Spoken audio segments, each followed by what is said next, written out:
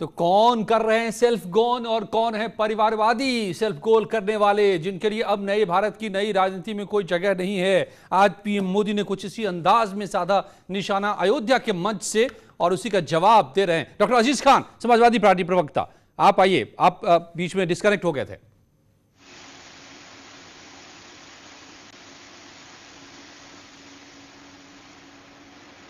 अजीज साहब, आप सुन पा रहे हैं कि नहीं? मेरे ख्याल से शायद इतना डिस्टरबेंस अब तक इतने सारे डिबेट मैंने किए नहीं हुआ हो। आज कहीं प्रॉब्लम है, कुछ हो रही है शायद। इसके लिए अब ये तकनीक है, बड़ी दिक्कत है। हाँ, अब पता नहीं, देखिए टेक्निकल फॉल्ट है, लेकिन शिवम त्यागी हंस रहे हैं आप पर।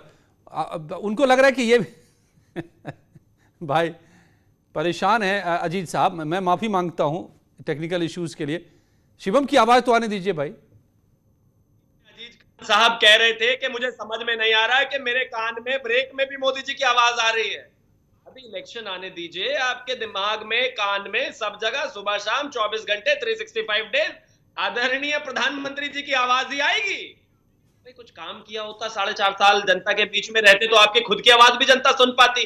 अभी नेटवर्क भी बायस थोड़ी ना हो गया होगा।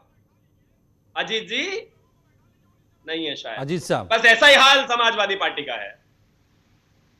अजीत साहब, 400 सीटें जीतने का दावा किया है अखिलेश जी ने। 40 पे जबान फिसल गई। वो 3 सीटें कौन नहीं आप छूट जाएंगे। Narendra Modi railway station, bus station, airport, हर जगह नरेंद्र मोदी दिखाई देते हैं। जनता की गाढ़ी कमाई प्रचार और प्रसार विज्ञापनों में ही जा रही है। वो तो जनता तय करेगी ना, आप कौन तय करने वाले होते हैं? आइए चुनाव में जी। आइए।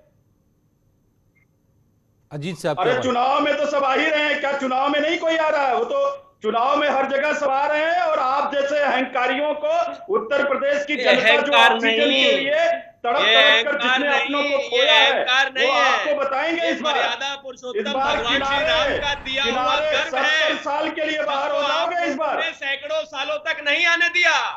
ये अहंकार नहीं है, ये गर्व है।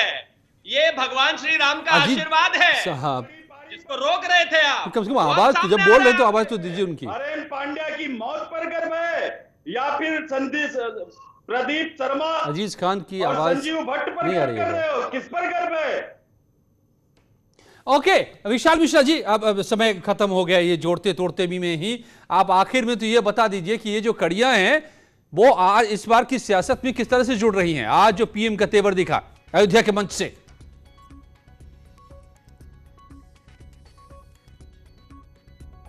विशाल जी, नो,